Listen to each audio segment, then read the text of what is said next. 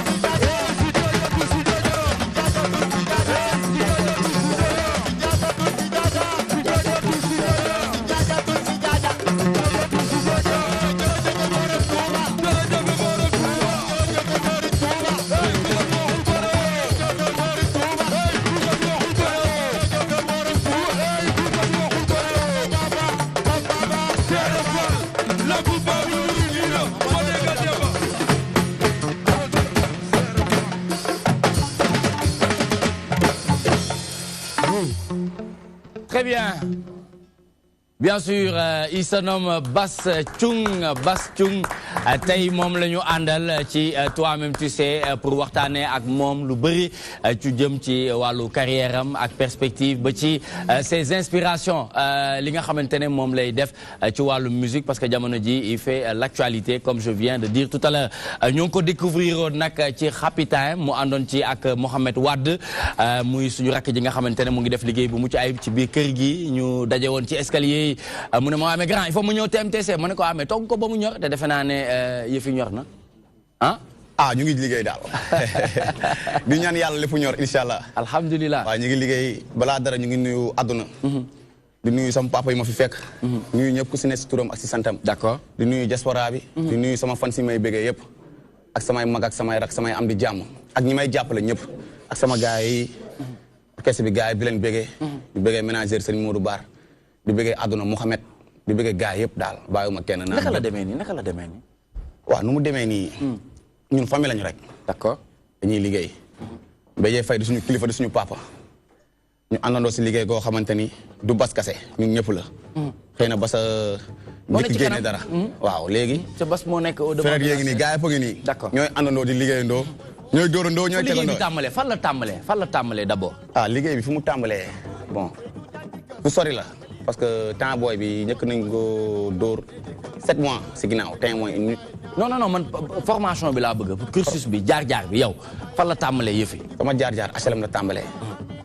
asiko cung ko laa njëkk tëgg sigil si ko sama papa Kader Fall Abdou Gueye après dem Africa Mengen sama gars yi. Africa Mengen. jóge foofu waa HLM. dem Medina.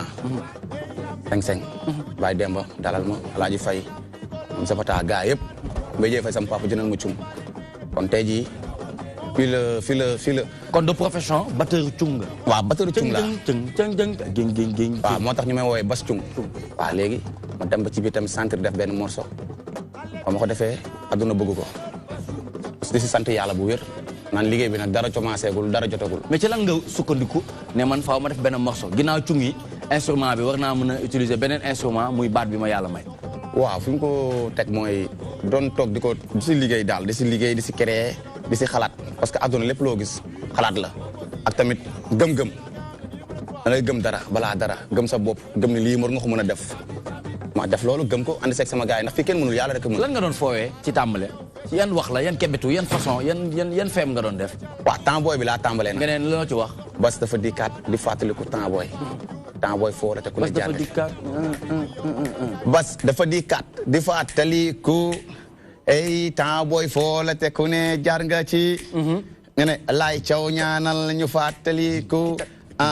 xale bi yegsi na di leen bégal bas caatu wali dikk na di leen bégal nga ne sànneeku leen ba muy moom de ku mën a defal ay fa laaleel def loola sax bas day dooxal nga foo nekk qui a volé la tablette de chocolat c'est la dame di mën a kii moi c'est pas possible oui alors noonu demee daal c'est qui alors waaw c'est qui alors waaw qui alors mais c'est Fatima c'est Aïcha ah bon c'est pas Fatima Aïcha beaucoup oui oh là là elle a volé la tablette de chocolat waaw elle a volé la tablette noonu la demee daal après ñëw si affaire ay nooy moytoo sa noonu ndax ku ne am nga noonu ndax yonente bu ñu gëmoon bu ñu jiitu woon di gën di mbindeef waaw amoon na ay noonu ndax si laa ñëwee na wax loolu saa ma ne doxal Aïcha nooy moytoo say noonu nga naan yooyu noonu daal noo ko santere daal nga moytoo ko noonu mais dëgg yow nooy moytoo sa noonu dëgg man ni may moytoo sama noonu waaw ni gars yi di moytoo sa noonu non yow laa waxuma gars yi wóoyu ma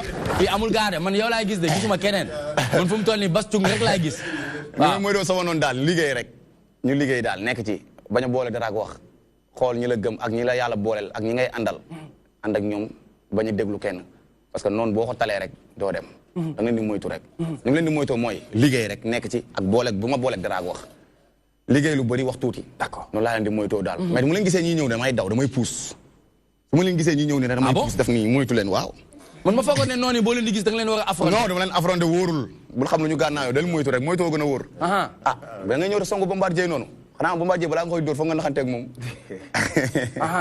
damaa jàpp ne bu Bombardier ñëwee 100 à l'heure boo dalee ci kawam jafe de en tout cas daal moytu moo gën a wóor daal moytu ndax àdduna daal muñ moytu. d'accord mooy lépp daal. très bien moytul booy moytu di nga dégg lu ne.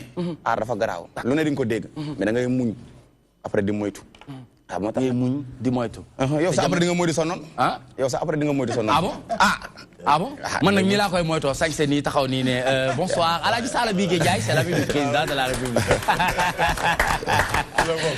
très bien Ousmane Faye président. noo gisee phénomène bu bees bi. Bon gannaaw bu ma sant yàlla julli ci yonent bi nuyu ñi ma yàlla booleel tey ñu bokk plateau bi yëpp. c'est avec un grand plaisir encore une fois de me retrouver parmi vous hein. D'accord. Parce que c'est une émission bu nga xamante ne quand je suis là je suis à l'aise je te le dis. Parce que les gens sont sympas on met pas de gants rien je suis Ousmane même. Très bien. En plus di ko féliciter aussi parce que quand même nag morceau la bu nga xamante ni je ne savais pas que moom moo ko way bi ngeen di wax léegi laa door a xool. mais daf ma xaw a capté parfois sax il m'arrive ma toog sama kër di ko tooñ sama doom di foog moom ci way boobu. nooy moytoo sa noon parce que internet bi yëpp xam nga je vis avec des grimaces ay positions yoo xamante ne ñu def benn xale yi def non moytoo sa noon xale bi non moytoo sa noon yooyu dégg naa ko xale yi def ay paak ay genre karaté yooyu c'est intéressant quoi parce que quand même nag morceau bu nga xamante ni def ça rime non ça rime avec Ousmane Faye ñëw na morceau bu non c'est-à-dire morceau bu ça rime avec la réalité que nous vivons. waaw oui ma yow nooy moytoo sa noonu. yow en tant que président. Manko Wattu Sénégal. bon non c'est vrai que premièrement mooy noonu lu baax la li ma gëm mooy ku nekk sa noon yi au lieu que nga di leen xeex da nga war a sax di leen defal chèque ak di leen may xaalis parce que ñoo lay mun nañ ñi ñoo lay pousser pour nga door a mën a góorgóorlu parce que nit ñi nag xam nga bëgguñu ñoom am na ñoo xamante ni taxawàll ci mbedd bi ñu leen tuddee ko warul am ñooñu rek la ñu nit ñi bëgg kooku ñooñu amuñu noonu ndeysaan yërëm rek ak reetaan la ñu mën ci moom mais képp ku baax bëgg a jëm ci kaw di nga am lu baax léegi xam nga nag li may moytoo sa noonu moom dama koy daal di dama leen jox turu boja bi rek ak nag comme li nga wax léegi rek sol sa solo bu fashion ku ñëw sa kër fekk mu fashion nga yor sa oto yi fashion ak sa jabar fashion lépp fashion très bien dinañ ci dellu si waat léegi nii dañuy ànd ak le juriste consultant président forum justiciable muy monsieur Babacar Ba nooy moytoo sa noonu yow waaw d'abord may nuyu ñi ma fekk ci plateau bi Sala Bigué sama grand Ousmane ak chroniqueurs yi mais également Bass d'abord dañ koy féliciter parce que dafa wax lu am solo parce que àdduna gëm sa bopp rek moo wóor te man mun naa ne su ma ko xoolee comme jeune ma xool aussi orchestre bi ay jeunes rek laa fi gis. donc loolu je pense que ni lu am solo la. mais ay jeunes yu fort. voilà c'est ça donc parce que nekk xale taxul bañ a gëm sa bopp. donc loolu également Bass dama la ci féliciter di la encourager. maintenant son bi nag man en fait daf ma. foo ko dégluwee non fu ne son bi réseaux sociaux tout le monde. son bi defe naa ni. bu ñu ko déggee lu mu lay def. waaw li mu may def mooy man ni ñuy moytoo sa noon bi. man façon bu dee laa ci gis léeg-léeg mu gis ku naaw dugg ci piscine léeg-léeg ma gis c'est-à-dire comme ni mu koy waxee ku nekk ni nga ko sentiree c'est-à-dire man loolu ça me fait rire quoi des fois bu ma koy xool phénomène bu nekk façon moytu bu nekk jóge ci étage dal fii fu ne laa koy moytu quoi donc di la encourager et puis mu wax ci également message bu am solo je pense que ni àdduna également soo bëggee avancer soo bëggee dem ci kanam da ngay def de telle sorte que lépp loo xam ne aussi daf lay yàqal nga moytu ko donc comme ni mu ko waxee rek ñun également bu ñu gisee suñu noonu dañuy fexe nuñ ko. ba léegi boo xamoon ne moo too sa noonu de. waaw mais xanaa jubal rek. Babacar Ba nooy sa noonu. waaw mais bon je sais pas moo ko seen million daal ma en tout cas du ma ko affronter quoi. waaw je ferai de telle sorte que bu demee côté bii man ma dem côté ba lépp. tëm moo ci aay nag moom rek moo ci aay moom moo ñëw na wax dëgg naka la ñuy moytoo sa noonu parce que moom rek waxuma la Sénégal waaye carte monde bi la moom mi nga xamante ne def na ay guerre yu bëri macha allah chéri neex borom ak Linguère dama ko bëgg a jege voilà très bien bàyyi voilà alaaji nooy moytoo sa noonu alaaji waa dama ko non bu lay téye bañ na am na benn jams bu mu tuddee donc samedi passé daal antenne la très bien waxu suuf la voilà waxu suuf nooy moytoo non balaa ma ñëw ci dama kii dañ ma wax histoire am ak yaayam dafa kole woon yaayam doon xale am jom jige woon yaayam ñu wax ma da daan sonn ndax yaayam lu mu am day dem jox yaayam ki ma ko wax ku la jigee la ku nekk HLM sama soxna ay mbokk lañu ñoom xam nga. macha allah ñu wax ma ci yow lu rafet. toi-même tu sais. bi ma lay seetaan boobu ñoom xale yi ñoo invité kii font le buzz. waaw nga ñëw. Mohamed. après ci lañ moo ni ma xale bi laa lay wax. ma ne et puis ma déglu la keroog ni nga waxtaanee loo wax tudd sa yaay loo wax tudd sa yaay man loolu bokk na ci li tax ma gën la bëgg. parce que ma bëgg nit ko fonk waajuróom rawatina yaay booy. d'accord ñu koy ñaanal yàlla na yàlla yokk ay leeram. fi ma li ma lay wax daal mooy. marqué nga benn pas aussi keroog lamb ci diggante Ama Baldé ak Papa Sow. Léopold Sédar Senghor keroog séduire nga stade bi yëpp. parce que indi nga lu bees. indi nga lu bees ci musique. nit ñi doonu ñoon comprendre au début li ngay def. mais maintenant nit ñaa ngi comprendre xam ne musique kaf la. divertissement la. mais message bi aussi c'est important. bien vrai que yaa ngi koy jaar par comédie. tout à fait mais ku ne am nga noonu. comédie musicale. mais nag noonu dafa am aussi noo koy moytoo. yombul nag. yonent bi sallallahu alayhi wasallam comme ñun mooy suñu référence. dafa am benn noonam boo xam ne fu mu foree mbalit buntu ko Seydina Muhammad la koy këpp. ndeysaan. mbalit mu for ci Makka. day ñëw indi ko bind kër yonent bi tuur ko fa. yonent bi toog ñetti fan gis ko. mu ne Ali Abi Talib waaw sama waa ji ana mu. mu ne ñu ne ko sa waa ji mu ne ki fii këpp mbalit ñu ne kooku loo ko waaye mu ne waaw. mu ne laajal leen seetale mu lu ko dal. ñu ñëw ni ko waa ji dafa feebar. mu jëli takkusaan ànd ak Aline Ababacar Omar. ñu dem seeti waa ji. fekk mu tëdd ci kaw lalam. yonent bi ko man dama laa gisul fan yii yëpp ñu ne ma da ngaa feebar bu ñëw seet si la. te fan yëpp gisuma mbalit ci buntu kër gi waa ji jóg toog ne ko yow may sa noon di la këppal mbalit nga dégg dama fekk nga may seet si jour boobu la waa ji dugg ci l'islam. macha allah man je vois que ni sa noon aussi. mën nga koo fexe ba mu doon sa ki la bëgg. moo tax am na phrase bu may tàmm di dégg Alaaji. ñuy wax laisse toujours une place à ton ennemi. car un jour viendra il peut être ton ami. mën na ñëw parce que toujours àdduna noonu lay doxee nit ki mën na la bañ tey suba mu bëgg la. mais nag dafa am noon boo xam ni noon bi ci bon mooy bi ngay dëkkal. muy fexee lu bon di ko def te booba jekku la bu jekkoo ba gaañ la doo ko foogee. kon bi la noonu jar na dem tuxu loolu laay bu waxoon ni man dem naa. mooy li nga wax noonu boo ko séenee muy ñëw te xamu nga lu mu indi moytu ba xam li mu téye na nga soog a wax ak moom. d'accord ma lay féliciter. très bien bu baax a baax. yow Alaaji nooy moytoo. nii rek sol lu rafet. non boobu wax naa ko ba pare boobu wax naa ko mais fu wax ma beneen bu bees yow tamit. kon xanaa ma moytu ko rek. boo ko séenee muy ñëw ma dugg ci piscine bi. nga ne sa noonu rek moo lay wax ne ngay sangu ci piscine mu naa la moytu ma yaa ngi may pëndal. xam nga ki la bañ moom boo doon sangu ci piscine sax mu la maa yaa ngi may pëndal. xam nga noonu moom beneen affaire la. te ku nekk am nga noonu ku amul noonu baaxul. lii président wax léegi rek xam nga nit ñi dama yàlla am na ñoo xam kan lañ bëgg kuñ naan ndeysaan. ñu gis la daal nga sol ay sagar wéré di ñu naan ndeysaan di la rey di la may fukk ak juróom kooku lañ bëgg. très bien buñ la gisee ngay sol sa costume mu takk sa cravate bëgg dara ngay daal di commencer ami noonu. macha allah mais ku amul noonu baaxul. amul baaxul baaxul dafay wàññi motivation donc balaa ñu ciy jox Alaaji ki nga xamante ne mooy Pape Ousmane ak Mohamed Thiam dafa nekk jamono joo xamante ne animateur animatrice présentateur présentatrice ñëpp dañuy utiliser li nga xamante ne moom mooy kàddu yu muy def mooy nooy moytoo sa noonu ñu gis ci réseaux sociaux yi waaye jamono jii nii vidéo bi ça fait l'actualité ça fait le buzz dama bëggoon nag ñu am quelques affaires yu ndawaan rek yu ñu ciy seetaan dellu si waat sur ce plateau bu ko defee ñu waxtaan tuuti ci réalisation vidéo bi c'est avec Bastion c'est tout de suite.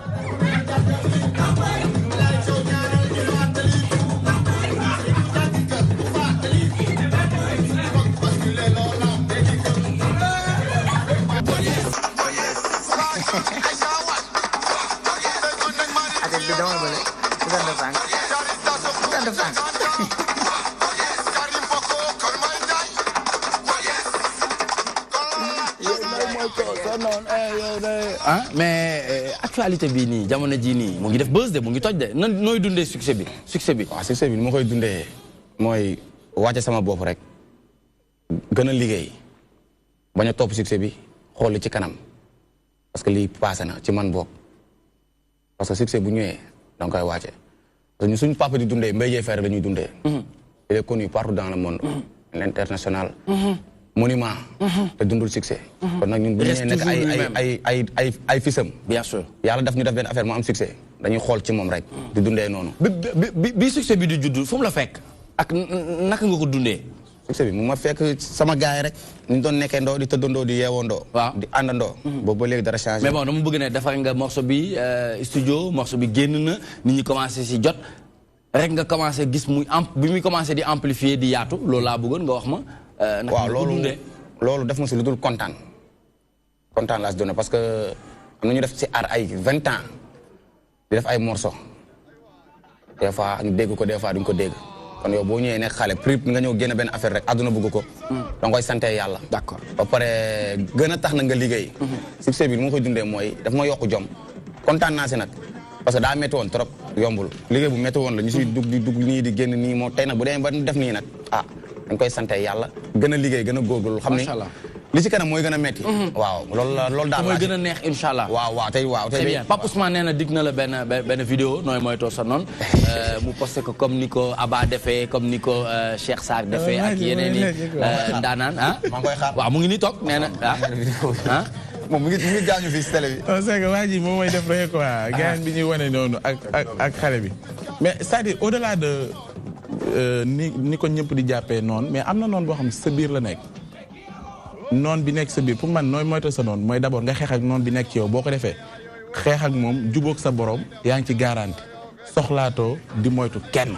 di def li la war parce que jubóog nga ak sa borom te ko jubóog sa borom mooy ni am nga garanti parce que noonu bi nekk ci yow moo tax booy wax da nga naan a'uuzu billahi mina shaytaani rajim mooy ni mu ngi ci yow mën a manifester say bakkan plaisir ngay topp te am na fa war a taxaw.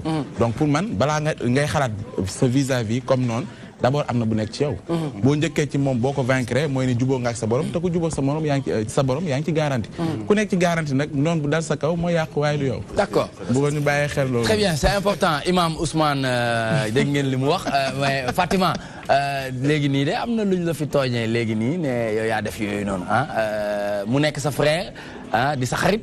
di sa dëkkandoo donc tey gis nga succès bi nga xamante ne mu ngi koy def un peu partout à travers le monde ndax morceau bi nga xamante ne am na contenu c'est-à-dire mooy nooy moytoo sa noonu message boo xamante ne mu ngi jéggi frontières yi waaye ku ci ne da ci gis boppam.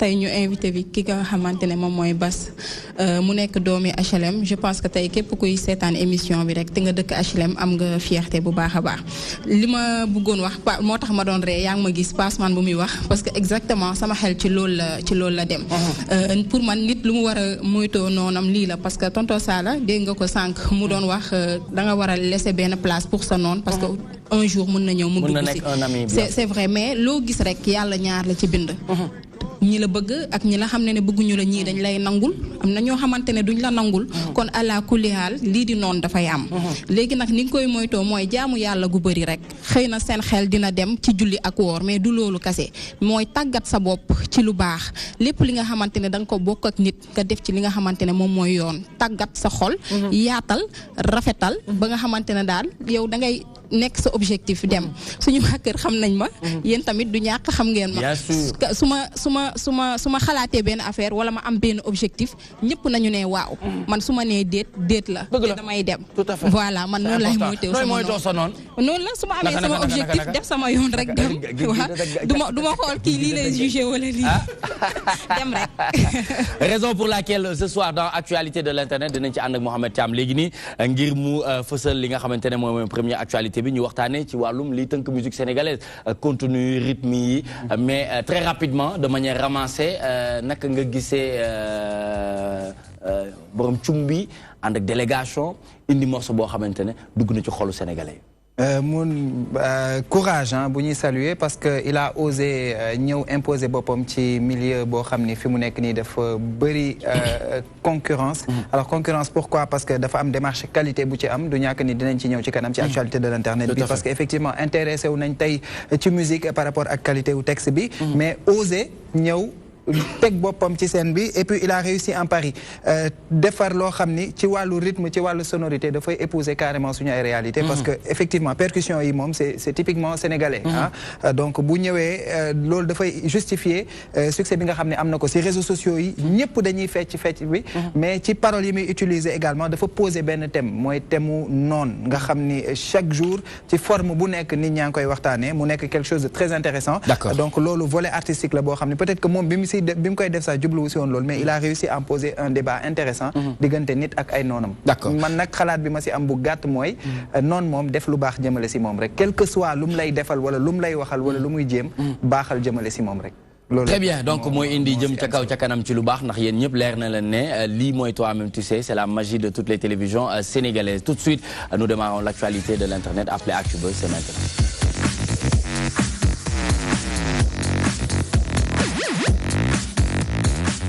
Nous démarrons la première actualité de l'Internet si on se réfère à Seneweb, texte de musique sénégalaise à l'heure du nivellement par le bas, n'est-ce pas Mohamed? Voilà, nivellement par le bas parce que dañuy remettre en question qualité wu texte yi nga xam ni moom la suñu artistes yu jeune génération bu bees bi en tout cas moom la ñuy teg sur le marché donc Seneweb def ci benn enquête alors enquête boobu dafay dem ci lépp li nga xam ni mooy def buzz actuellement vurut varet kon yees bi nga xam ni moom la ñuy dégg léegi nooy mooy toosa noon lu bandi di ndurool koko sinap vurut varet yooyu yëpp ay riigu yooyu noonu yëpp dégg nañ ko fi riigu par exemple ñu ngi ko déggee ci ay vundung vandang yooyu yëpp am na fi donc mu nekk ay tendance yoo xam ni dafay ñëw ci beneen style musical boo xam ni comparatif bi ci article bi def mooy dem seeti ñi nga xam ni ñooy les paroliers de la musique ñi nga xam ni dañu daan bind ci thème di bind di xalaat bu approfondi par rapport ak li nga xam ni moom la société bi di dund par rapport ak jafe-jafe yi mais par rapport également ak ay conseils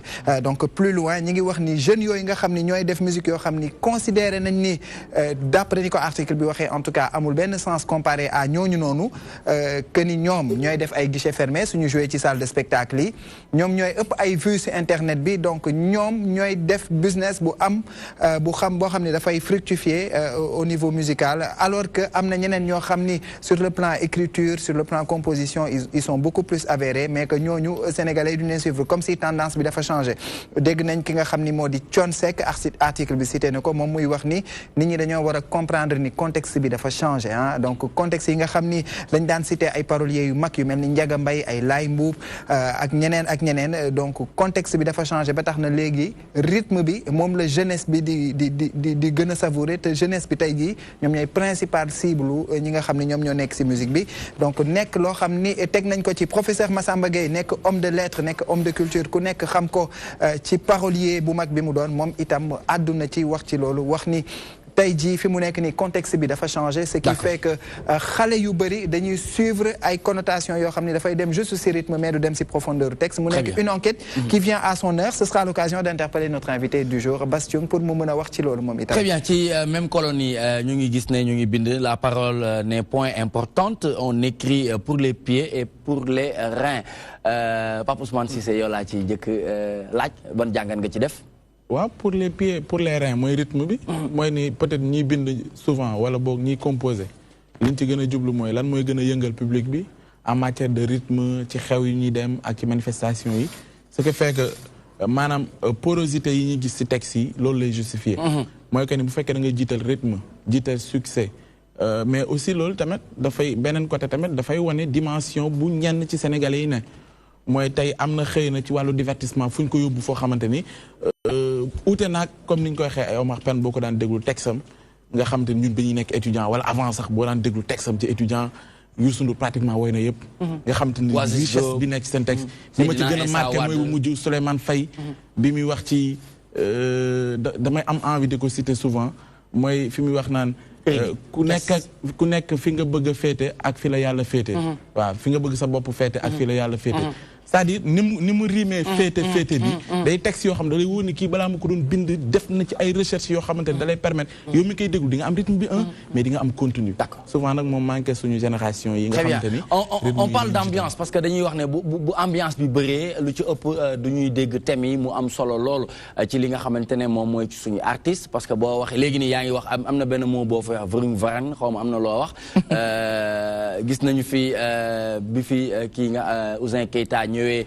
gis nañu morceau bi mu ñëw indi ñu ngi wax ne am na rigu bu mu wax léegi nii c'est-à-dire man jàpp naa ne à un moment donné day nekk ambiance bëgg def show ñu indi yenn termes yi di ko wax mais seen contenu réellement ci biir musique sénégalaise bi nga xamante ne moom ngeen war a teg est-ce que réellement mu ngi ci place am en tant qu'artiste man moom soo dégloo sama morceau dama ne temps booy thème la yaa ngi fàttali ji ku ne jaar nga si temps booy boo déggal lii di nga xam ne boog lii am na lu muy signifié wax si ay affaire temps booy nooy moytoo sa noonu thème la ndax ku ne am nga ay noonu ñëw rek ne ambiance déedéet mais est-ce que comédie bi du ci ëpp non c'est vrai que dina am ambiance mais comédie bi est-ce que du ko dominer en parlant de ça man musique laay def am na nag ñuy def comédie musicale mais ñun defuñu comédie musicale parce que ñun yàgg nañ si art ñu tàggat ñu si musique la ñuy def duñu ay comédien ay musiciens lañ ay artistes lañ d'accord gëm lu ñuy def suñuy instrument bu ñuy tëgg ñu jàng ko mën ko kenn mënul yàllaa mën mais am na as tuut yoo xamante ne xam nañ ko si.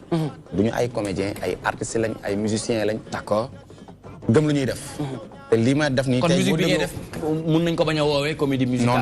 non nañ ko dugal ci musique.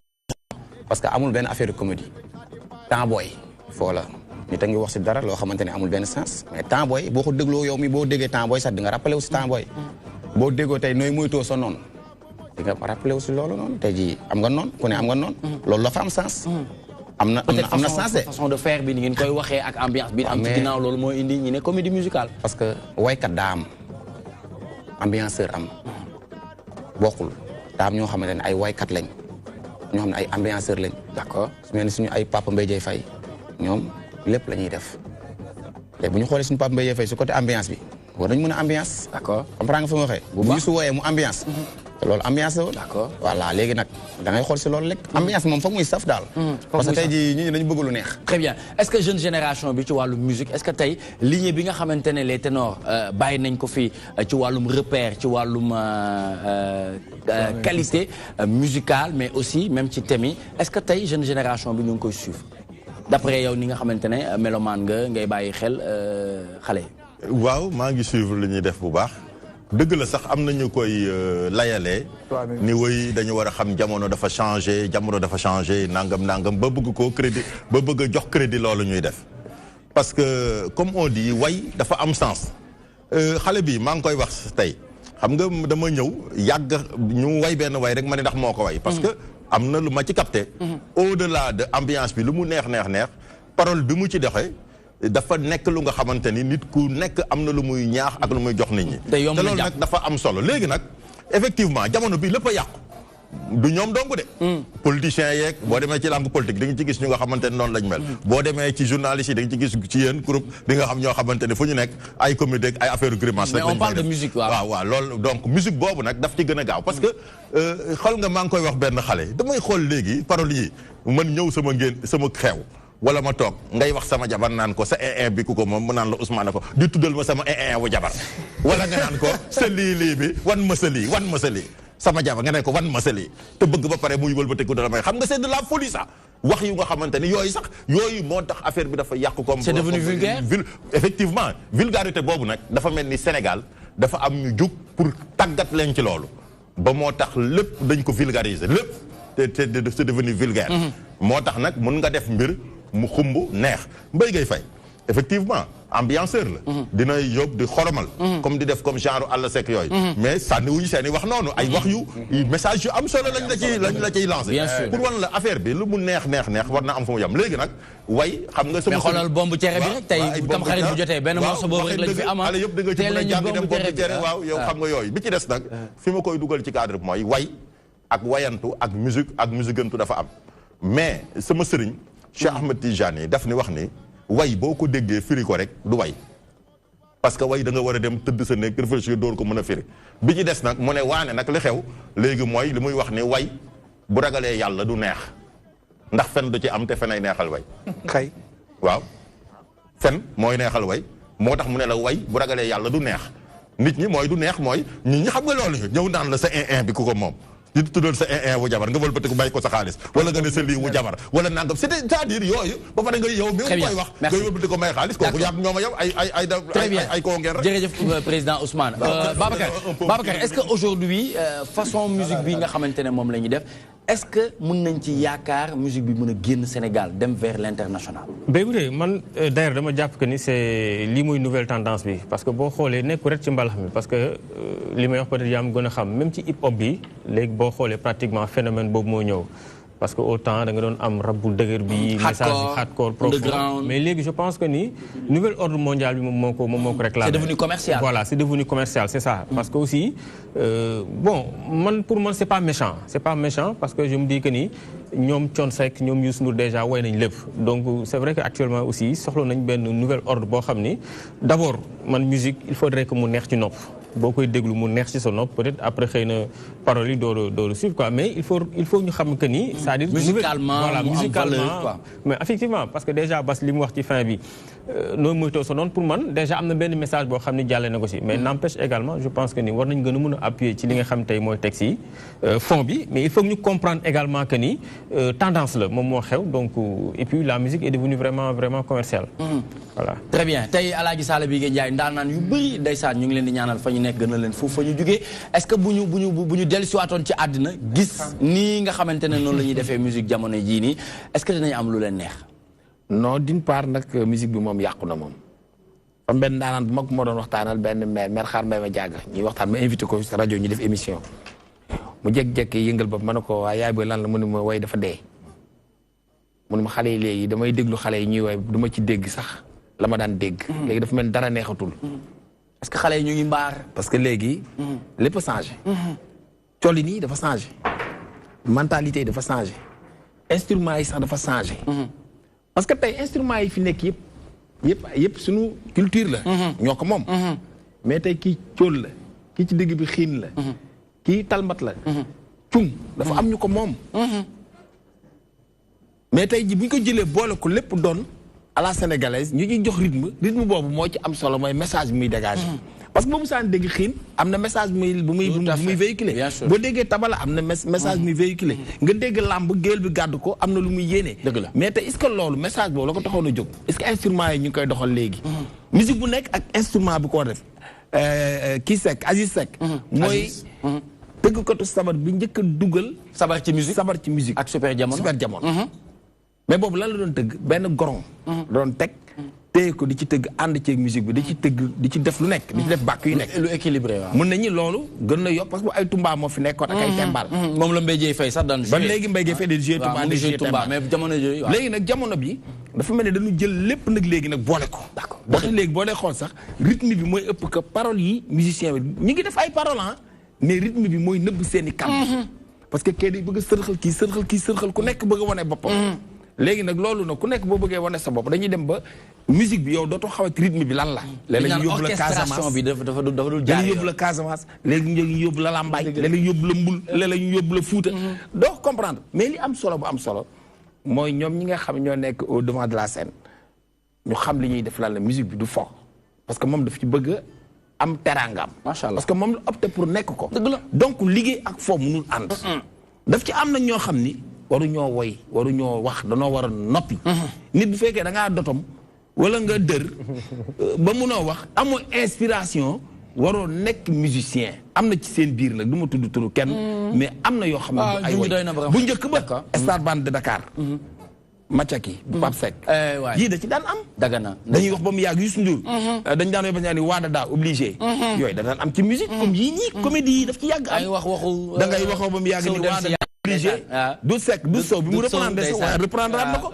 c'était pour montrer temps booy dëgg la ku ne am nga temps booy bu baax ñun dañ daan dox ba mu yàgg taxaw yëkkati sa tubay yëkkati obligé dafa amoon mooy tendance wala nga dox ba si yàgg teg sa tànk ci xeer waaw fompaat ko si siire sa daal jël sa comme dugal sa bopp mais lu nekk tendance la mais nag d'une manière civilisée léeg-léeg sax ngeen doon xool seen kalpe xool lu ci ne ndax mu ngi fa ba tey xam ne da nga xool kalpe am xool dara du ci nekk mais day dëgg ay journal daf ko comme xaalis ranger ko ci biir gondi sagal boppam dëgg la mais booba xam nga keroog la gis nga xool lu ñëw rek lu am rek amoon na dëgg la répétition moo fi nekk rek mais nag ak niñ koy defee nag léegi très bien lépp lu ñuy def nañ ko boole ak correct ak yiw parce que bu dee da nga opté pour nekk musicien bu la kenn dofloo am na ñoo xam ne da nga dem fenn ñu jàppale dof la ñu jàppale comédien bu ko nangu musicien nga mais nag da nga góorgóorlu yéeg nag yomb na mais reste fa defee sa première na mooy sa nen bi ñëpp d'accord la ña nga fexe ba deuxième bi bu ñëwee nit ñi nag xam ne yaa ngi fi loolu laa lay conseillé. très bien mais ci morceau bi nga xamante ne moom la Sala Bigué di wax kon yes dañu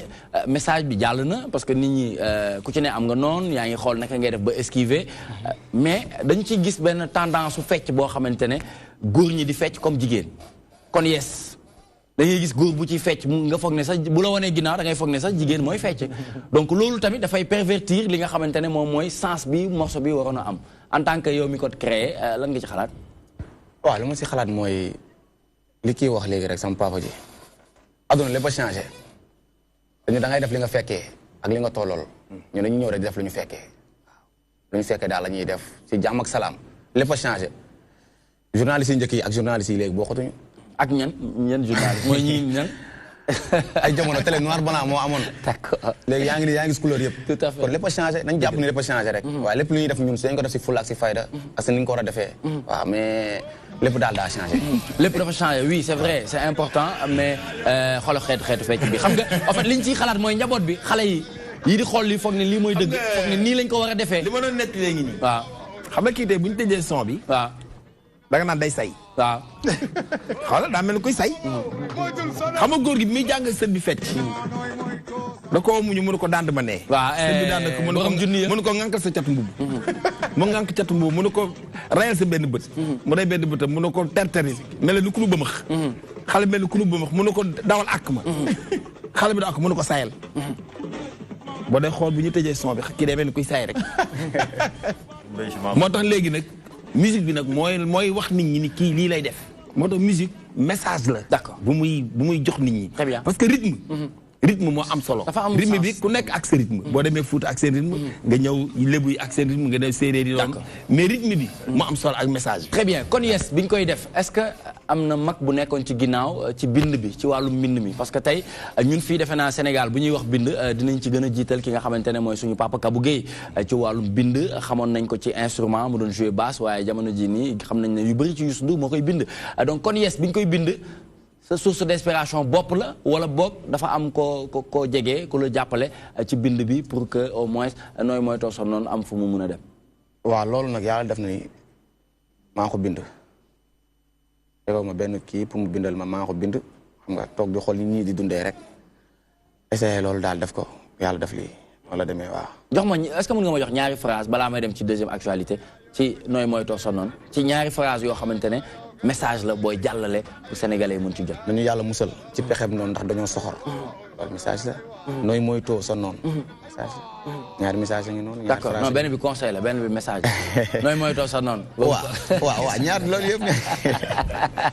très bien nous restons toujours avec Bass Thioung mi nga xamante ne jamono ji il fait l'actualité ci wàllu musique parce que nooy mooy too sa noonu kon yes jamono ji ci réseaux sociaux yi dañ koy gis un peu partout à travers le monde dinañ ci dellusiwaat léegi nii dañuy dem ànd ak Mohamed ci deuxième actualité de l'internet les propos d'Aly Ngouille Ndiaye qui font polémique Aly Ngouille Ndiaye ñuy fàttali ne c'est l'actuel ministre de l'intérieur. Ministre de l'intérieur et de la sécurité publique Aly Ngouille Ndiaye moo nekkoon ganu Pape Alé Niang ci émission carte sur table sur la 2STV mu nekk benn émission boo xam ni dafa àddu wax ci question yu bëri ci wàllum élection surtout par rapport ak présidentielle de 2019 bi nga xam ni ci la Sénégal jëm donc mu am ay kàddu yu bëri yoo xam ni yëkkati na ko jëm ci wàllum inscription yi ci fichier yi jëm ci wàllum carte d'identité yi nga xam ni boobu ba léegi ñu ngi ciy wax. Je vous propose tout simplement ñu seetaan benn extrait ci kàddu yooyu nga xam ni Aly Ngouille Ndiaye yëkkati na ko ñu dellusiwaat. très bien. naa yéene lool nag président Macky Sall gagné premier tour te it na may def ba mu gagné premier tour man mooy fexe ba képp koo xam ne kii jàpp naa ne président Macky Sall nga war a ànd ak naa fexe boo inscrire ma fexe ba nga inscrire soo inscrire ma fexe ba nga jot sa carte soo bëggee wote ma fexe ba nga wote ci man noonu lay def et képp ku ma ci déggal ma fexe ba nga def loolu. Très bien donc on y reviendra tout à l'heure ñi ñu gën a mën a yaatal li nga xamante ne moom mooy vidéo bi ñu seetaan ko nag ci ki nga xamante ne mooy jotaayu Pape Alé Niang mi nga xamante ne ñu ngi koy sant di ko gërëm bu baax en tant que juriste aujourd'hui on entend un ministre de l'Intérieur parler de cette façon qu'en pensez-vous? waaw d'abord il faudrait que ñu jéem a jël propos yi def ko ci contexte bi parce que man peut-être j'ai eu la chance me suivre émission ba mu jeex. D'accord parce que li mu wax nii. daf ko wax ci benn contexte. ban contexte parce que en fait dañ ko laaj dañ ko interpellé woon ci processus bi nan lay demee. d'accord mu expliquer ne bon nañu wut ay nit ñoo xam ni dañu parce que dañ doon wax que ni est-ce que duñu indi kenn koo xam ni moom mooy gën a neutre c'est-à-dire une personnalité neutre. moom ci jëmi boppam. comme jamonoy Onel par exemple. voilà mu ni man je suis tout à fait d'accord ñu indi koo xam ni il est neutre mais kooku même buñ ko indee aussi. ce sera toujours le ministère de l'Intérieur moom mooy doxal parce que jusqu'à présent mënuñu tey détaché jël maanaam lépp loo xam ne dafa jëm ci mbirum organisation élection yi ñu génne ko carrément ci loxo ministère bi. parce que moom sax dem na ba ni man nit laa rek boo xam ne benn équipe laay gunge après nag ci lañ ko laaj ne ko yow da nga far. da nga far est-ce que yow tey sa personnalité comme da nga far bokku APR. est-ce que tey loolu du am conflit d'intérêt. mu ni man nëbbuma sama far. te man bu ma sañoon. le président de la République tey moom mooy gagné. est-ce que tontu boobu moom lañ doon xaar ci moom nëbbuma sama far loolu ñëpp leer na ñëpp. waaw ba ma bàyyiwoon ma daaneel waaw non dama ko bëgg a def de façon mu nekk de façon croisée. Voilà. xam nga lii mu propos yi ma gis ni man bettu ma. ndax yàlla dafa dogal bi ma fi mujjee jógee fii def fi émission la wax naa leen ni la kii ma gis Macky Sall nommé ko ministre de l'intérieur ma wax leen ni leen musuma gis erreur bi mu politique bi mu def parce que kii du lii daf ciy door a feeñ mais du tàmbali bu ko tey de ba mu ñu convoqué ñun ñu ne ma ko ministre de l'intérieur profil bi déjà jëmmam boo ko xoolee gis ko rek parce que poste yi aussi dafa am profil. xam nga ni da nga lay gis rek respecté la nga xool sa ba ak taille ak yooyu yëpp ba ci ni ngay solo. charisme bi oui vraiment du kii yi ma doon wax ma dikkee benn jour bu nekkee ministre affaires étrangères takk ceen langal ma ne ko xoolal ëpp naa def ministre des affaires étrangères du solo nii dafay sobre. mel ni ay sol mbaxana yu rouge ak ay. parce que excellence lañ lay wax boo nekkee ministre des affaires étrangères dafa war a am déjà. physionomie bi ça ne rime pas avec le poste benn ñaareel ba. mu ñëw convoqué parti politique yëpp ni dafay def dialogue bi ñu waree dem dialogue ba man d'accord naa ne damay dem ci dialogue ba de li may nekk opposant mais ma dégg bi ñu ñëw suba la dialogue bi mu dem TFM RFM def fa émission 1 heure de temps ci ministre de l'intérieur damaa tiit sax 1 heure de temps xam nga di ko wax nga lu bëri déjà anticipé. ñu ñëw toog fa man sax gis nga keroog lam fa seq ak man. ñëw naan ma oui je vous invite à dissoudre votre pôle ba yëf yi dof yoo xamante ni. maar day taali man dama sax jaaxle tiit ma alerté ko annoncé ko. wax naa ko ci émission bu ma jaar. léegi nag xool nga lii mu defaat émission. parce que dafa am poste yoo xamante ni buñ la ko yàlla doxee. muy ministre forces armées. ministre affaires étrangères. ak ministre de l'intérieur c'est des ministères de souveraineté très discrets. sa solo dafa war a discret. tu dois parler peu am na ko fi wóotu. d'accord toog na fi 4 ans. kenn musu fi def 4 ans 4 mois. mais kenn dégg ko mu wax ñaari yoon. waa ne nii nag parce que il est bavard wax nag dan ko ku nga xamante ni boo toogee ñu invité la ngay wax lu ne. koo xamante ni secret réew mi yëpp yaa ko yor. d'accord wax nag attention. d'accord wax moom. boo koy wax di nga wax ba lamb li olof yi wax te bii ne sa bopp. mais est-ce que loolu la ñu xaar en réalité est-ce que en réalité ci ministre de l'intérieur est-ce que loolu la ñu doon xaar. propos yi dafa la bett yow. propos yi mu wax nii. yow dafa la bett. waaw non mais warul la bett. pourquoi yow Saliou Bigué lii mu wax nii dafa la bett. non franchement bett moi. waaw parce que en fait. on parle d'un ministre de l'intérieur hein. waaw moom may ma ren ma daaneel. un ministre de l'intérieur qui fait partie de la mouvance présidentielle. oui.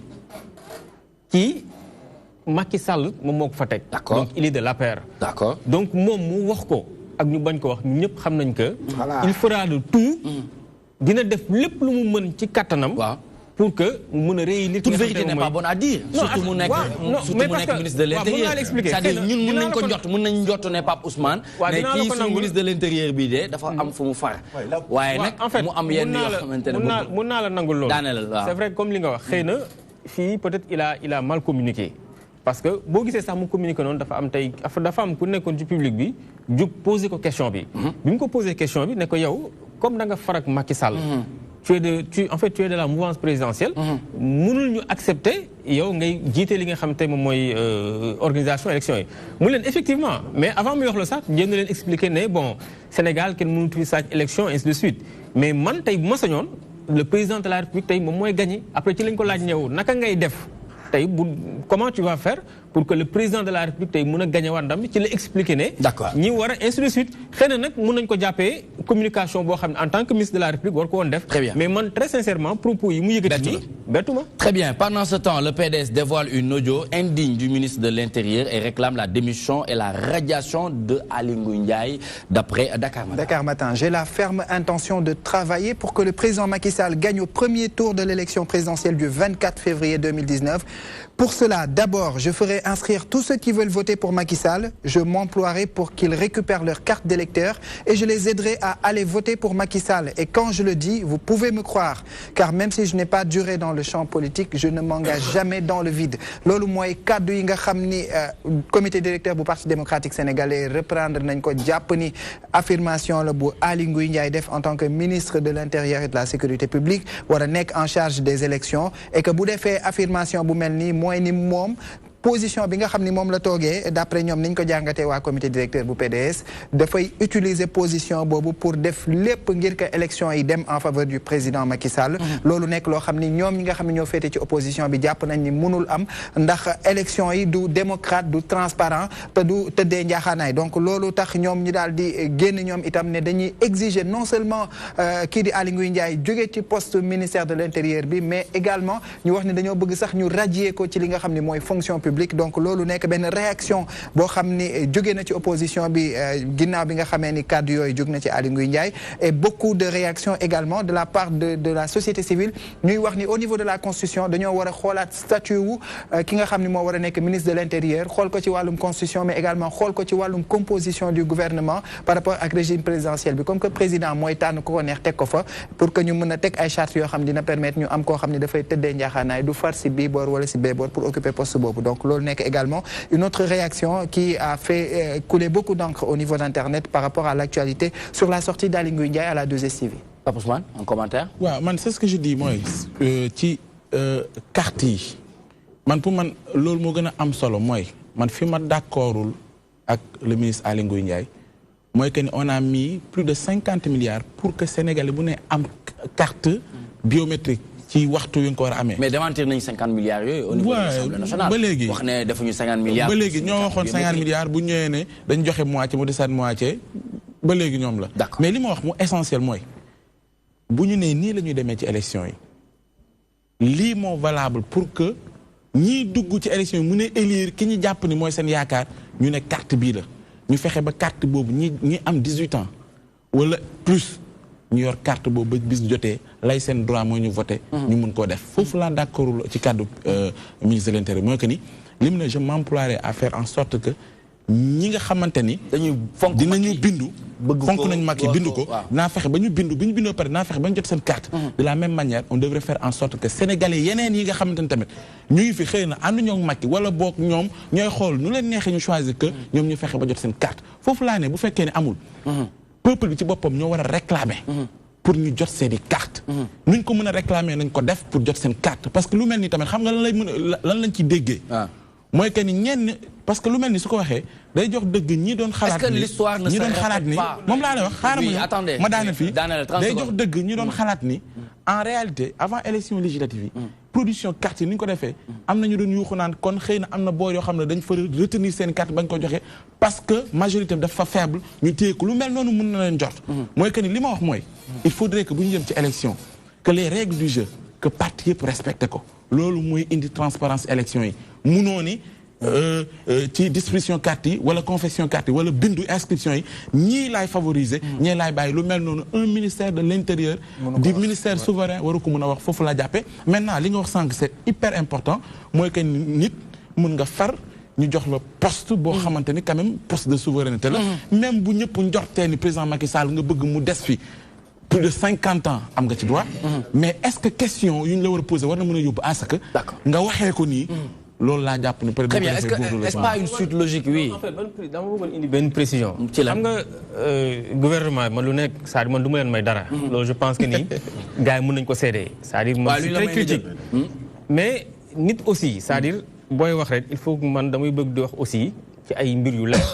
c'est-à-dire il faut que ngeen jël seen temps ngeen seetaan émission bi. man seetaan naa ko. seetaan ko ba mu jeex tàkk. pas jeex tàkk. gis nga biñ koy seetaan naa émission c'est-à-dire dama ko maa ngi ko doon seetaan doon xaar faay bu mu def ñu mën ko exploiter mais bi ñu koy interpeller ci question bi ki ko posé question dafa ni ko yow en tant que militant de la moom toogeewul noonu militant waaw non bàyyi ma expliquer la rek en tant que militant tey fi nga dëkk localité bi fu mu dëkk di sax Linguère tey boo bu fekk mooy maire Linguère voilà naka ngay def tey naka nga mën a def ban soutien nga mën a apporter ki nga xam te moom mooy le président de la République ba mu mën a jëlaat li nga xam te moom mooy réew mi ci contexte boobu la doon wax ne en tant que politique ci contexte bi biñ ko interpellé je vais faire inscrire les militants ainsi de suite voter leen fexe ba kenn ku nekk nga jot sa carte mais il n'a pas parlé en tant que ministre. mais monsieur Ba Fat même si mën naa la ñaan dama lay ñaan rek nga yeggali. xam nga man dama lay mayaat benn une minute s'il vous plaît.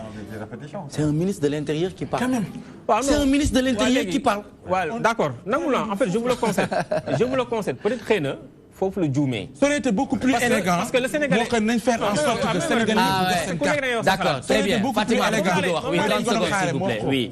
xëy na peut-être foofu la Sénégalais lambda il n'arrive pas à faire la différence entre peut-être militant simple ak le ministre de l'Intérieur. mais voilà. mais dans leurs intérêts. moom laa wax même ñun kilifa yi su leen neexee ñu waxee ci boor bu leen neex. d'accord très bien 20 secondes balaa may jox Fatima dama bëggoon nga wax ma rek internautes yi jamono jii nii ñi di seetaan DTV Sénégal am nañu ay réactions yu ñuy def par rapport. tout à fait beaucoup de réactions ça prouve que ñoom ñi ngi seetaan bëri na ci ñoo xam ni nee nañ par exemple il y a un certain Abdoulaye Diédhiou moom mi ngi seetaan émission bi en direct ci suñu page officielle Facebook DTV Sénégal moom nee na on a vu les prémices de cette magouille lors des législatives donc moom jàpp na ni depuis législative la ñu commencé gis magouille yi nga xam ne am na ci wàllum élection yi am na yeneen ak yeneen réaction yu bëri yoo xam ne ci kanam tuuti dinañ ko mën a andi donc mu ñu mën a nekk en interaction ak les téléspectateurs yi nga xam ne ñu ngi ñuy suivre sur internet. Fatima.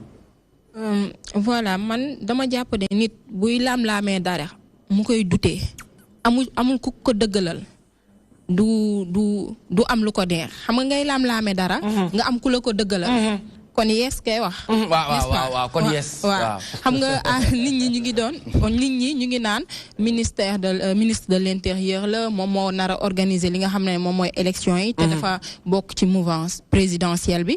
xam nga ñu ngi ko koy wax di ko jiiñ moom mu ñëw dëggalal leen loolu mu ne leen man carrément damaa far fenn kon ça veut dire que wanewul ne dafay jouer double jeu.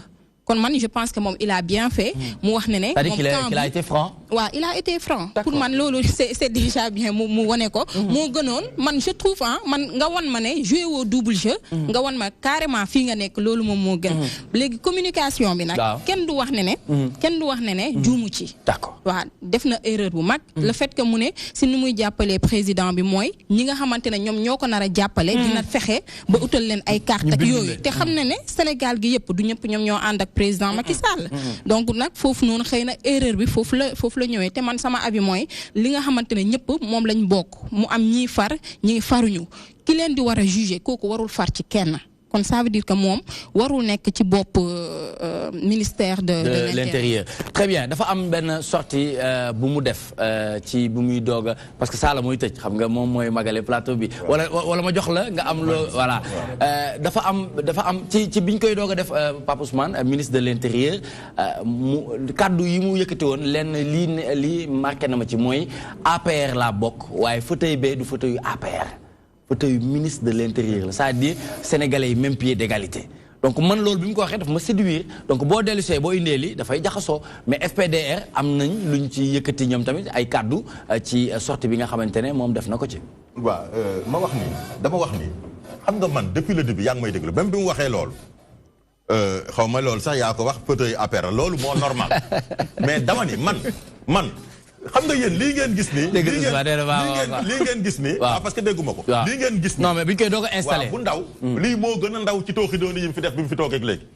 comment. barki Serigne Babacar Sy. comment li may wax dama ni la. xam nga dama ni kii li muy wax nii. waaw xam nga munu ko sax. parce que Sénégal munuloo fi xam kan mooy kiy jot carte kan lay woteel donte mun ngaa jàpp ni parce que dugg ci heure bi ak kiy jot carte xamoo kan lay woteel. dama la wax ni la dafay montrer ni man. te loolu depuis 6 mois même sama tournée bii may def dans les débats fu ma dem ak communiqué yi may def xool ko amul benn communiqué bu ma ci waxul parce que jàpp naa ni danger bu mag la. moo tax ma réclamé ni nañu ko changé. te yàgg naa ko wax ñii nag di waa PDS xëy na dañ ma ciy door a fekk si. ndax xëy na mi ngi leen ni dool a leer. mais ma lay wax ni am na ñuy wax naan woy postu kii ak sa waay sax Babacar Ba que je respecte beaucoup qui est mon jeune frère ma gis ko ni mu daan défendre ay mbiru juste ak tout ça tey sax je suis un peu malgré que je suis un peu étonné sur sa réaction sur cette affaire là ma wax ko ni ko ñi ko fa wuutu ci poste ministère de l'Intérieur bëri na di politique Abdoulaye Daouda Diallo bi ko fa wuutu 4 ans 4 mois lay def ci poste bi maire la woon nekk maire dëkk mais musuloo ko dama ni la vous faites appel au peuple souverain. li may wax mooy lenn. oui. poste yii mu yor ñetti poste yii. ku ko yor.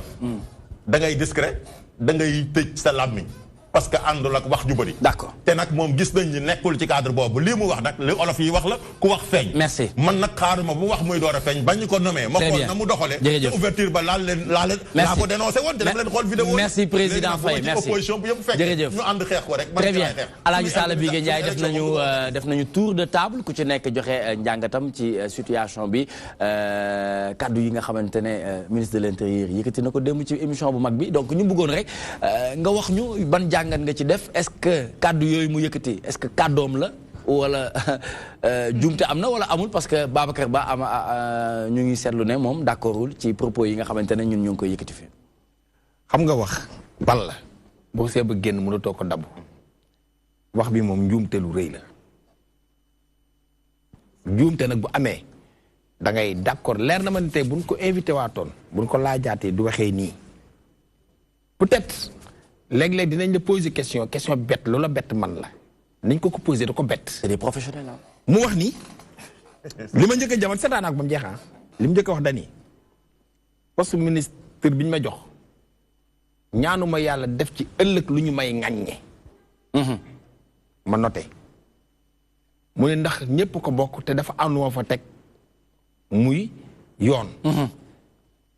bi ko waa ji laajee ci pil wi ni ko ndax tey posé ko question bi. xam nga noonu la ko waa ji posé sama xel xaw na jigéen. mu ni ko nu ma mën a def en tant que militant APR ba Macky Sall am 2e mandat dama koy def man bi mu waxee loolu dama tëroon dama jóg dama ne ma ne mi ngi fàtte ni dafa yore casquette ministre de l'intérieur. xam nga wax aussi. wax kiy déglu moo lay gën a bàyyi xel ci li ngay wax léeg-léeg di nga wax sa biir wax ba réer ba juum te doo sentir ni juum nga. dëgg la moom dafa juum dafa jaxase ñaari bokkul ci biir waxam moo tax sax bi ma Babacar ne ndax ànd nga ma ne ko àndu ma ne ko lii mu def ni bett ma. parce que lu tax wax dina nax nit nga defeen rafet na fekk ñaaw na. loolu moo ko dal ci biir wax ji. dafa dindi mbubu buñ ko invité dañ ko invité en tant que ministre de l'intérieur. mais ci biir waxtaan bi mun naa ne dañ piège la buñ ko piège boo xam dafa dugg ci piège bi fàtte ni moom en tant que ministre de l'intérieur mooy wax ba indi li nekk ci nee na ñàkk xol li ci nekk rek bu waxee rek li ci xol mooy feeñ. wax feeñ. très bien léegi nag. problème bi xam nga buñ ci nañ ci demee xel aussi bañ ci demee xol. d'accord parce que gouvernement bu fi nekk bu fi sa nekk sa ministre de l'intérieur ci parti boobu lay bokk ci pouvoir boobu la ànd mais lan mu am solo maandu ak doxal dëgg. Abdoulaye Daouda Diallo tey mun bu ko fi kenn tàgg parce que ñoom ñii ñoo taxawoon ni defal la ba jël législative yi. yéen ñi opposition bi yëpp. non non non non non non non yéen maa ñu ci ëpp ci. de manière générale. waaw vas-y papa waaw dama ni yéen ñi nekk ci opposition bi. Ousmane bàyyi ko mu daane. non xaaral ma daane xaaral ma daane. bàyyi ko mu daane. xam nga dama ni xam nga dama dégg sànga ni def na fi moom 4 ans.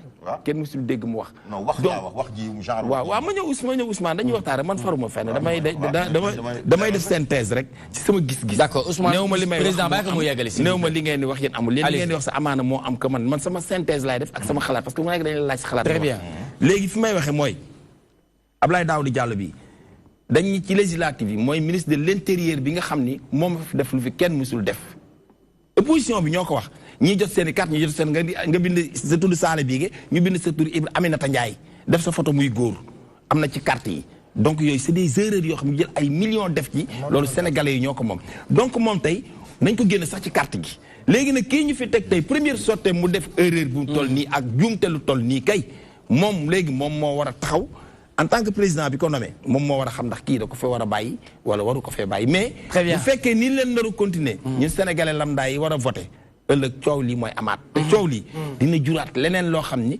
danoo sàcc fichier yi élection yi leerul nangam loolu la fiy indi. Merci beaucoup Aladji Sala Bigué Ndiaye li ñuy def mooy rentrer dans le vif du sujet pour parler bien sûr avec monsieur Babacar Ba juriste consultant président forum du justiciable ñu nar a waxtaane organisation pour la défense des droits humains John pose le débat qui tire les ficelles mais aussi ànd nañ Ousmane Faye président de la coalition Manko Wattu Sénégal ngir ñuy waxtaane li nga xamante ne mooy veillée présidentielle déballage et invective rythme le champ politique Pape Ousmane. C'est vrai que John nous pose le débat peut-être waxul ci forum du justiciable ñi mu tudd mooy Amnesty International ci seen rapport comme quoi que ni dañu yàgg mettre la pression sur le ci gouvernement bi pour que ñu daganal homosexualité ak lesbienne bi nga ko jëkkee dégg c'est vrai que ni jot nga wane ni yéen nekku leen ci structure nekku leen ci taxawaay boobu donte respecté ngeen choix organisation bu mënti doon di xeexal ñi nga xam ne droits humains mais fondamentalement est-ce que yaakaar nga ni war nañ mën a poser le débat xool également yéen ñi di woote comme les droits de l'hommiste seen liggéey seen mode de fonctionnement ak it ñi ngeen di xeexal ak aussi tamit seen i koppar fu muy jógee mode de financement yi est-ce que également qui est derrière pour ñu mën a xam seen mission réellement est-ce que da nga posé lu am solo mais d'abord dama lay wax que ni réaction John le premier ministre nekk na réaction boo xam ñun franchement bettuñu parce que xam nga société civile à chaque fois que ngay kaas di dénoncer di wax yenn manquement yi boo nekkee ci opposition bi da nga naan waaw góor c'est-à-dire que John ñoom avant 2012 dañ doon applaudir à deux mains le premier ministre ak le gouvernement c'est-à-dire dañ doon applaudir à deux mains liggéey bi nga xam tey société civile ñoo ngi ko doon def parce que xëy na moment boobu ñoom ñoo ngi woon ci opposition bi pour te dire ñoom parfois bu ñu jàqee ba jàq dañuy rabattre ci organisation de défense des droits humains yi pour que ñoom ñuy mën di dénoncer mais bu ñu demee ba changer camp ba nekk tey au pouvoir nekk jël commande yi lépp loo wax rek daf leen di déranger donc foofu ni mu réagiré bettuñu parce que Amnesty encore une fois de plus dafa def rapport bu crédible rapport boo xam ni daf ko def sur la base scientifique Amnesty deful lenn lu dul regrouper ay faits parce que ñoom li ñuy faral di fàtte mooy organisation yi dañu am benn mode de fonctionnement boo xam ni c'est en fait bu jaar yoon tey boo demee ci organisation yi mais dañu am ay comité am ay ndaw yoo xam ni fa lañ nekk di def liggéey bu benn fait amee dañuy def ay rapport pour dire même le procès de Khalifa boo fa demee am na ay observateurs donc année bi lépp lu xew ci réew mi boo demee ci organisation yi dañuy jël ay rapport maintenant bu année bi jeexee ñu def benn rapport ne tel jour tel lieu lii xewoon na noté woon nañ tel manquement lii xew na donc boo demee ci rapport Amnesty bi amul lenn loo xam ni dañ ko inventé donc tout a été des faits yoo xam ne d'accord mais dañu bëgg a wax c'est vrai que ni rapport la boo xam ne yaa ngi jàpp ni c'est fidèle mais li tax ñu poser débat mooy premier ministre li mu wax ni que souvent dañuy jot ay pression comme quoi que ni nañu daganal mbiru góor jigéen alors que organisation yi mel ni yéen souvent da ngeen naan nañu respecter ak yelleef doomu aadama la notion de liberté waaw moom laa la expliqué te souvent bu ñu waxee notion de liberté mooy que nit ki am sañ-sañu exercer ay mbiram comme ni mu ko sentir souvent dañuy jox voilà xam nga déjà lu mel noonu li nga wax nii c'est-à-dire da nga poser question bu am solo xam nga déjà mbirum ak yelleef le respect des droits humains ñun créé wuñ ko d'accord ngeen ci loolu c'est-à-dire que ñun lépp lu jëm sax suñu législation suñu droit bi ñuy wax nii code pénal beeg yëpp tubaab bi moo ñu ko inspiré donc ñun c'est-à-dire am na yenn organisation yoo xam ni dañu adopté dañu épouser li nga xam tey moom mooy les droits humains bi nga xam tey tubaab bi moo ko créé. à travers la déclaration universelle. Léegi ñoom nag bi ñu koy def bi ñuy def loolu xam nga tubaab ñoom ay mbirum góor jigéen loolu ñoom dañu mus a taxaw ne dañ koy plaider donc nag organisation yi nga xam tey dañu juddu ONG yooyu di leen financer mais mënuñu def leen lu dul en tout cas épouser li nga xam tey moom mooy principe boobu. le principe de la liberté. maanaam su ma la déggee. non ñoom dañ koy défendre c'est-à-dire que ñoom defuñu distinction. c'est-à-dire que mais après dinaa la wax lan moo tax. maanaam pour mu leer dama bëgg mu leer pour ñu seetaan parce que souvent da nga ci dugal nasaraan bi. mooy ni bu ñu épouser modèle yi nga xamante ne. très bien ñoom ñu déggee les droits humains. entité yi am ci réew yi comme mel ni Sénégal. ñi nga xamante ne ñoom it dañuy copier même modèle bi. suñu jotee seen i financement mun nañoo ànd ak ñoom ci mission yi ñuy xeex. tout à fait comme ñoom niñ ko gisee. ñun forum du justiciable xam nga la moo tax ñun ñu créé le mais forum foofu nag mooy xoos xel. waaw xam nga la moo tax ñun ñu créé le forum du justiciable gis nga ñun bi ñu paree am suñu maîtrise avant ñu doon am liggéey dañ ne woon nañu jéem a wut fu ñu regroupé wu pour mun a xeex ak yelleef mais dañ ne woon cette fois-ci dañ koy def ci beneen modèle c'est-à-dire dañuy jéem a puiser ñun ci suñu aada ci suñu cosaan moo tax doo mës a dégg le forum du justiciable jóg di défendre li nga xam tey moom mooy mbirum góor jigéen yooyu mais ñi koy défendre nag ñun duñu leen ci wax dara d'accord mais ñun duñ ko def parce que xam la moo tax parce que dañu ñun droits humains dañ ko bëgg a ça du ma ni dañ koy inventé mais dañ koy adopté ak suñu diine dañ koy adopté ak suñu valeur mais bu boobaa démarcation am na bu dee dañ koy adopté waaw ba parce tey que on sait que ni fii Sénégal yu mel noonu mais moo tax nag pour dire ñun mos nañ dem ci benn ambassade xëy na du ma wax tur bi. doon demander ay financement parce que xam nag organisation yi ONG yi si ëpp dañ leen di financer. mais biñ demee di laaj financement xam la ñuy wax. bu ngeen bëggee défendre cause homosexuelle yi léegi ñu jox leen financement. d'accord mais financement bu fa lañ ko baax. parce que ñun suñu ligne de mire. kon bokk leen ci société civile yi nga xamante ne dañuy défendre. waaw duñ ko défendre mais ña koy défendre également. d'accord mais ña koy défendre également. ña koy défendre également mu leer. d'accord duñ leen ci ŋàññ. parce que ñoom xëy na loolu mooy seen optique. d'accord loolu mooy seen vision. mais en tout cas au niveau du forum du justiciable ñun duñ ci wax duñ ci débat duñ ko lool parce que comme ni ma la ko waxee. xëy na forum ci anam bi nga xam ne tey moom lañ ko créé. ñun dañ ne woon dañuy jéem a. méngoo ak li nga xam ne tey moom mooy suñu valeur. parce que ñun dañu yàgg a toog xeex ne même bi ñuy nekk fac di jàng.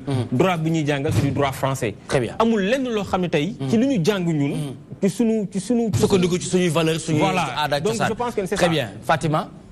lu muy wax ni am na solo bu baax parce que ñun dañoo tënku ci ay textes yu bëri mais à chaque fois dañ la naan tubaab yi ñoom ñoo ko fi indi léegi est-ce que comme suñu dëkk bi mel ni Sénégal c'est possible ñu bañ a bokk ci Amnesty International wala yu ni mel est-ce que loolu noonu c'est possible benn mooy benn question ñaareel ba dama lay da faral di déglu ngay wax lu bëri ci mbirum justice ak yooyu noonu léegi je voulais savoir est-ce que journaliste bu nekk war naa mën a bind su lu jëm ci mbirum yoon parce que ñoom ñi nga xam ne dañ cee nekk parfois dafay am ay mots wala expression yoo xamante ne doo ko mën a tekki parce que parfois di nga dégg ñu ne la loi voilà la loi dispose ñii ñu ne la kenn du wax la loi dispose la loi stipule la ñuy wax est-ce que kon journaliste bu nekk war naa mën a bind ci lu jëm ci wàllum justice est-ce que ñoom parfois du am ñuy réeral population bi ci côté boobu voilà fi nga daanale foofu laa lay tontoo c'est vrai que li nga wax dafa am solo parce que ñun am na benn époque ñoo ngi doon jéem a rassembler ay lexique juridique c'est-à-dire ay documents pour mun ko mettre au niveau des rédactions parce que je pense que ni tey jaadu na parce que bon jamono ji gis ngeen actualité juridique bi mënoo xëy suba journaliste te pratiquement waxoo li nga xam tey moom mooy actualité judiciaire bi donc dafa baax également que journalistes yooyu au moins ñu xam les b.a.-ba maanaam yenn concept yi nga xam ne ñoo ngi koy utiliser au moins ñu xam lan mooy définition bi te loolu boo demee bon parce que c'est vrai que ñu ngi doon wax ci wàllum droit avis ñu ne mooy décision voilà donc xam nga avis décision ainsi de suite donc peut-être yooyu c'est des kii nga xam c'est technique mais également peut-être bon am ngeen benn kuréel boo xam xëy na peut-être waroon nañ mën di organiser ay séminaires yoo xam ne au moins dinañ former journalistes yi ci yenn concepts yi mais ñun en fait on avait pris la décision jël ay lexique juridique yóbbu ko au niveau de chaque rédaction xëy na de temps en temps ñu ñëw jéem a former journalistes yi expliquer leen donc ça également je pense que c'est un projet mais pour mbirum Amnesty déjà il faut que ñu xam ni que benn organisation mondiale la donc Amnesty organisation bu mag la mun naa ni pratiquement bokk na ci organisation yi ëpp doole ci àdduna bi donc ñoom nag réew mu nekk dañ fay am ay section donc xëy na Sénégal moo toll foo xam ni bëggoon na Amnesty am section Sénégal donc effectivement en fait loolu rek la fi ñëwee mais est-ce que au fait ñàkk cee bokk dafa am lu mu ñuy yàqal non duñu yàqal dara mais xam nga tamit dañ toll foo xam ni ci jamono foo xam ni dañu soxla ay organisation yoo xam ni dañuy xeex ngir àq ak yelleef parce que lu tax ma wax ko mooy que ni boo xoolee Amnesty liggéey bi mu def ci mbirum àq ak yelleef je pense que ni def na fii liggéey bu am solo parce que à chaque fois da ngay dégg bu mbir amee ñoom ils vont taper sur la table le plus souvent ñoom ñooy pousser sax ñi nga xam tey ñoom ñooy le gouvernement pour mën a reculer ci yenn position yi nga xam daf koy jël donc vous confirmez la fiabilité de ce rapport non on confirme Amnesty c'est-à-dire rapport bi c'est des faits juridique bi pardon ma ne ak poids juridique bi seeni pression yooyu ñuy am ak seeni rapport yi waaw bon en fait bon man je me dis que ni c'est-à-dire réew mënoo di fonctionner te amoo benn organisation de défense des droits humains yoo xam ni mu ngi ci réew mi parce que ñun en fait dafa am liggéey bu am solo déjà xam nga boo demee Amnesty y a des juristes am na si ñoo xam ne seen xel dafa màcc jëm ci mbirum naka la ñuy bindee loi naka la ñuy defee texte donc c'est des propositions en fait dafa nekk benn travail scientifique boo xam ni man je me dis que dafa am solo donc Amnesty moom wax dëgg yàlla du ma def leen personnellement lu dul féliciter leen ci rapport bi nga xam ni génn nañ ko man ma jàngat ko et puis mu nekk rapport boo xam c'est tellement fidèle nekk rapport boo xam dañ ko def en fait dañ ko liggéey ci liggéey bu scientifique liggéey boo xam wax dëgg yàlla man gisuma leen loo xam dañ ko ci inventé parce que lépp liñ ci wax mbirum procès Khalifa Sall manquement yi immunité yi rëbës bi mu amee kañ fa rayoon. ba léegi enquête bi continué wul. ak manifestation. li xewoon Kédougou xale bi donc loolu c'est des faits yoo xam ni c'est des faits yoo xam ni. Pape Ousmane. c'est-à-dire ñun ñëpp lañ ko dund. ñu dajale faits yooyu def ko ci benn rapport. te Amnesty bu waxee également que ni dafa am régression en matière de en fait. des droits humains mais loolu dafa am. gis nga le comité sénégalais des droits de l'homme bi nga xam ne dégg nañ leen. Maître Pape Sène bi jug ne bon rapport bi li mu wax amul parce que droits humains yi respecté nañ ko mais le comité sénégalais des droits humains xam nga comité boobu moom mooy jëmmal lépp loo xam ne dafa jëm ak yelleef fii ci Sénégal. mais comité bi dañ ko rétrogradé. d'accord maanaam xam nga la moo tax ñu rétrogradé ko. parce que waa Nations Unies ñoom dañuy jàpp que ni Sénégal dafa am manquement en matière de droits humains moo tax ñu wàcc ñu. ñu ñoo ngoon ci statut A. très bien maintenant ñu ngi ci statut B. très bien te bu ñu la rétrogradé. ñoom bu ñu la rétrogradé. c'est parce que dafa am ay manquement en matière de droits humains. très bien on y reviendra tout à l'heure après cette page de pub parce que tout simplement ñu ngi ànd ak ba tey président Ousmane Faye ñu war a waxtaanee veillée présidentielle déballage et invective rythme le champ politique li ñu nekk di waxtaanee nag dafa jëm ci lépp lu jëm ci droits humains ak yelleef moom la ñu nekk di waxtaan ak monsieur Babacar Ba juriste président forum du justiciable. Donc on se retrouve tout de suite après cette page de pub. Nous allons nous yatal, c'est toi-même tu sais.